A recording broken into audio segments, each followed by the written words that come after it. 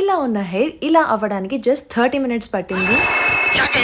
2 years తర్వాత hair cut చేయించుకోవడానికి పార్లర్కి అయితే వచ్చేసాను. ఇంకా పార్లర్ వారి గురించి తెలిసిందే కదా, మనం ఒకదాని కోసం వెళ్తే వాళ్ళు మేడం అది చేయించుకోండి ఇది చేయించుకోండి అని చెప్పి యాడ్ ఆన్ చేసి బిల్ పెంచేస్తారు.